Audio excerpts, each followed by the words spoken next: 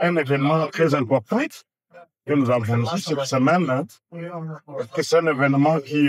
informe sur les différents acteurs dans l'homme qui travaillent sur des questions de prévention des conflits, qui travaillent sur des mécanismes de prévention des violences de par le monde. J'ai été très émerveillé par cette connexion et surtout aussi par la diversité des problèmes qui déchirent les membres de communauté au niveau du monde. J'ai vu des participants venir de la Palestine, j'en ai vu qui viennent de l'Ukraine, j'en ai vu qui viennent de la République démocratique du Congo, dans la région des Grands Lacs africains, j'en ai vu qui viennent aussi du Sud-Soudan, et toutes ces régions, majoritairement des régions qui étaient des phases de guerre par-dessus. La folie humaine, l'intolérance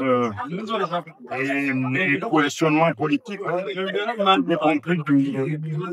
il n'y a pas que la région des Grands Lacs ou encore mon pays, la République démocratique du Congo,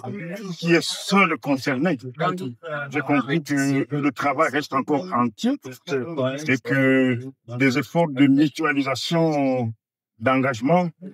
paraissent nécessaires et urgents pour faire face à ces nouveaux modes d'opération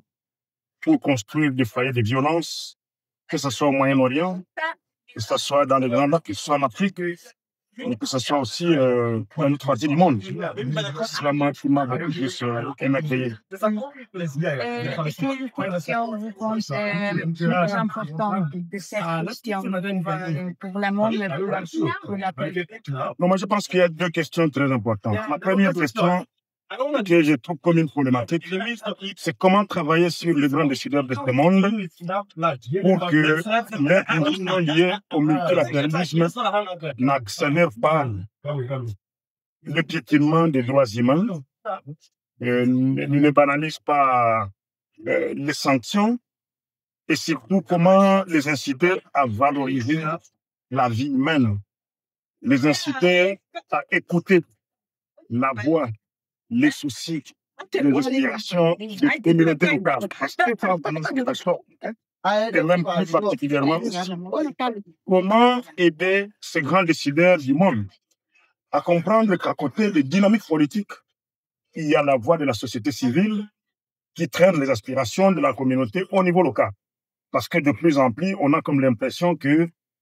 c'est seulement les positionnements politiques qui l'emportent sur le reste. Et quand on voit comment, par exemple, les négociations de Doha, chapeautées par les États-Unis pour résoudre la question du conflit qui oppose le Congo et la République démocratique du Congo et le Rwanda, vous trouvez que c'est des positions basées beaucoup plus sur les gains économiques,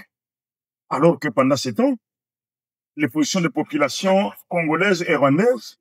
c'est de renforcer le bien-vivre transfrontalier pour renforcer les échanges socio-économiques entre les peuples rwandais et les peuples congolais. Mais vous allez voir qu'au niveau des grands décideurs, au niveau des capitales, à Kinshasa ou à Kigali, ou encore à Doha ou aux États-Unis, les intérêts politiques sont ailleurs. Ils sont beaucoup plus tournés sur les questions économiques. Et c'est vraiment quelque chose sur laquelle la sortie de ces forums devrait se concentrer pour faire émerger une autre voie sur les façons d'aborder ces problématiques et les façons de les résoudre en tenant compte des aspirations des populations, qui sont les premières victimes de la construction des mécanismes de violence par la folie humaine.